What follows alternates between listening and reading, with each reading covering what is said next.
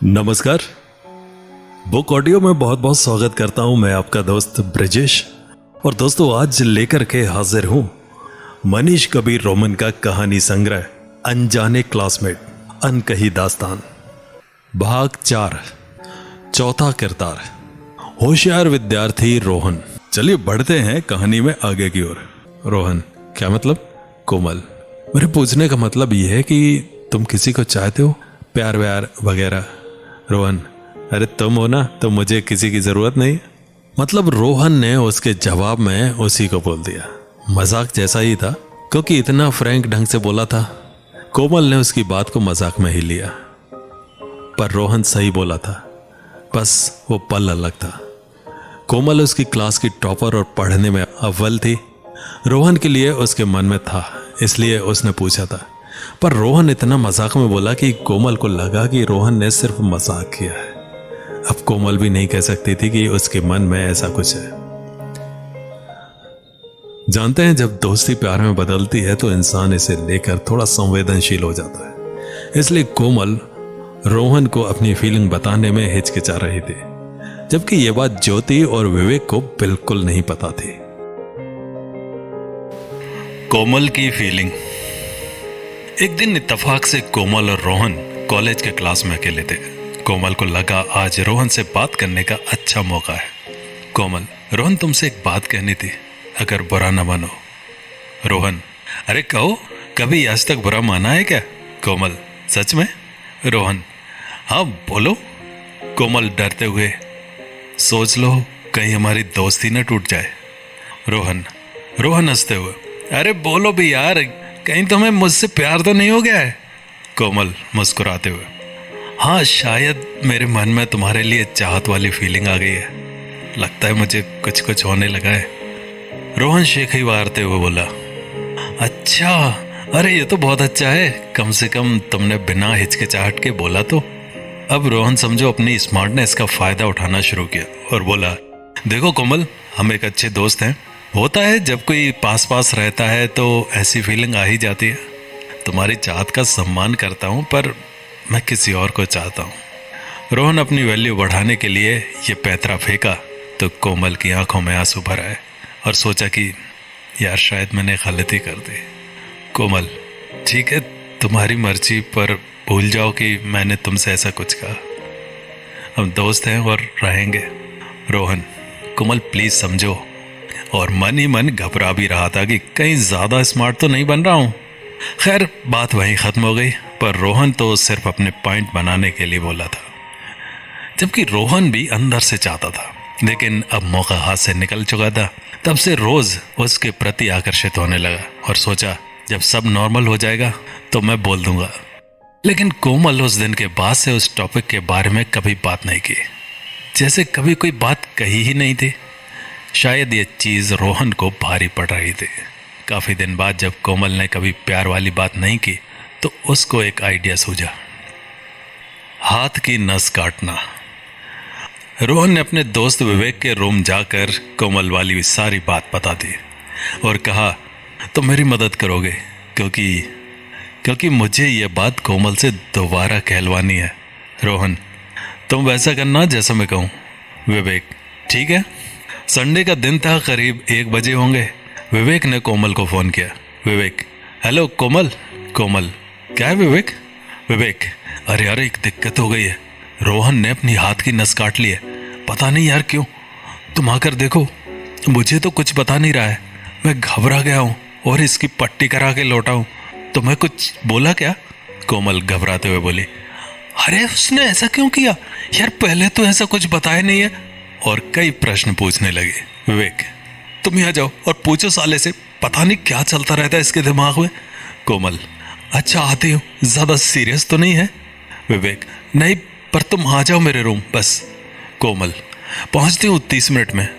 चूंकि कोमल हॉस्टल में रहती थी तो आना जाना आसान था, और इधर रोहन अपने प्लान के हिसाब से तुरंत मेडिकल स्टोर से 5 रुपए की पट्टी ले आया और रेड पेन की इंक को निकालकर अपनी कलाई में लगाकर पट्टी को बांध लिया।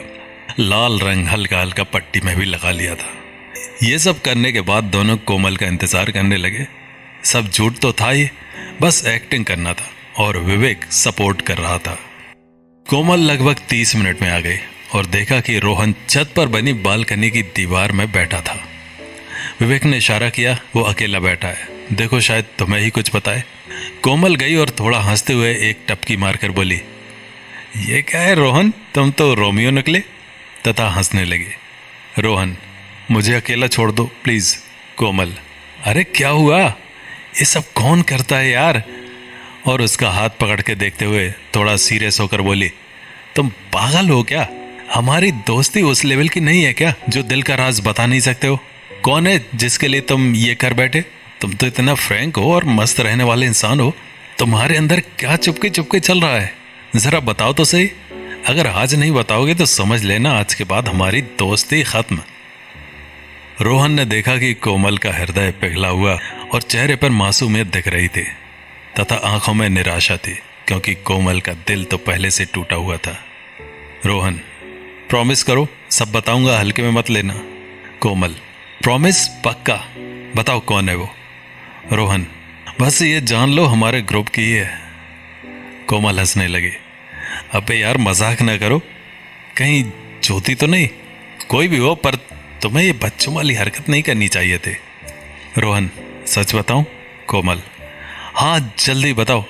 रोहन, वो तुम हो जिस दिन तुमने मुझसे पूछा था कि मेरे अंदर तुम्हारे लिए चाहत वाली फीलिंग है, उस टाइम मेरे अंदर भी वही था, बस थोड़ा भाव खाने के लिए बोला था और तुम सीरियस हो गई थी।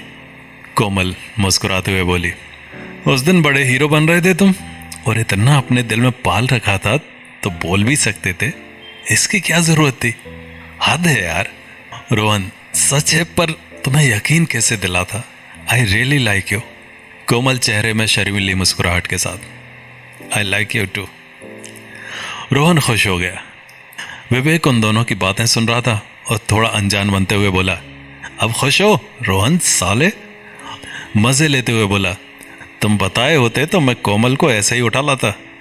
अच्छा तुम दोनों बैठो, मैं इसी शानदार मौके पर कुछ लेकर आता हूँ। और वहां से चला गया। इधर रोहन और कोमल दोनों आपस में बातें करने लगे।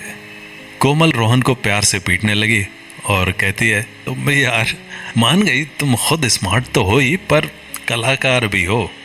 ये नहीं पता था कि तुम मेरे लिए अपने हाथ की नसी काट लोगे। रोहन मुस्कुराते हुए अंदर से खुश था कि मैंने एक बार वो स्थिति फिर से बना दी और कोमल को इम्प्रेस कर दिया। थोड़ी देर में विवेक समोसे और कुछ लड्डू लेके आ गया। तीनों ने मस्ती के साथ खाया। इतने में कोमल बोली, कल कॉलेज में ज्योति को पता चलेगा तब तुम्हारी खैर नहीं है, पार्टी देने तथा पिटने के लिए तैयार रहना। और डांटते हुए रोहन को बोली, अब तुम कायदे से रहना, नहीं मुझसे बुरा कोई नहीं होगा, जा रही हूं, बाय। कोमल के जाते ही रोहन और विवेक हाथों से दे ताली बजाते हुए हंसने लगे। विवेक, साले रोहन तुम बहुत बड़े वाले कमीने हो। रोहन हंसते हुए, अरे यार सब चलता है। विवेक, कल क्या करोगे। रोहन, कल कॉलेज जाऊंगा हाथ में पट्टी बांधकर। विवेक, जब ठीक हो जाओगे तब कट का निशान कहाँ से लाओगे। रोहन, बाद में बता दूंगा और हंसी में टाल दूंगा। विवेक, देख लो अपने साथ मुझे भी अपने कांड में शामिल करोगे, मैं तो कह दूंगा कि मुझे कुछ नहीं पता था। रोहन, हाँ ठीक है। दूसरे दिन रोज की तरह कॉलेज में चारों मिले। कोमल ने ज्योति को पहले ही पूरी बात बता दी थी। रोहन के हाथ की पट्टी और उसके चेहरे को देखते हुए बोली, रोहन क्या बात है, देखो जरा रोहन की खुशी का ठिकाना नहीं, चलो अब पार्टी दो। रोहन, मैं तुम्हें ही खिलाऊंगा, चिंता मत करो ज्योति, पर ये सब कल तो खा चुके हैं। ज्योति, तुम चिंता मत करो, ज्यादा नहीं खाऊंगी, पर हमारी लाड और कोमल को तुम पसंद आए इसलिए ये पार्टी तो बनती है यार। रोहन, ठीक है, क्लास के बाद कैंटीन चलेंगे। जब सारी क्लासेस खत्म हो गईं और जैसा रोहन ने कहा था, चारों कैंटीन पहुंच गए और एक बार फिर सबने समोसा और आइसक्रीम खाया। दोस्त वाला लव। अब रोहन और कोमल का स्टार्ट हुआ दोस्त वाला लव। कोमल पहले से ही क्लास टॉपर थी और रोहन भी ठीक ठाक था, पर दोस्ती इतनी गहरी थी कि प्यार में बदल गई थी। हाफ ईयरली एग्जाम्स के बाद क्रिसमस और फिर न्यू ईयर था। चारों ने मिलकर नए साल में पार्टी का प्लान बनाया कि 31 दिसंबर को रात में होटल में पार्टी करेंगे। रोहन और विवेक दोनों तैयार थे, पर कोमल और ज्योति को हॉस्टल से निकलना मुश्किल था, इसलिए दोनों बोली कि रात में निकल पाना हमारे लिए संभव नहीं है, तो वो पार्टी दिन में रख लो यार। इस प्रकार पार्टी 1 जनवरी को दिन में रखी गई और कहानी जारी रहेगी अगले अंक में। तो मिलते हैं अगले अंक में।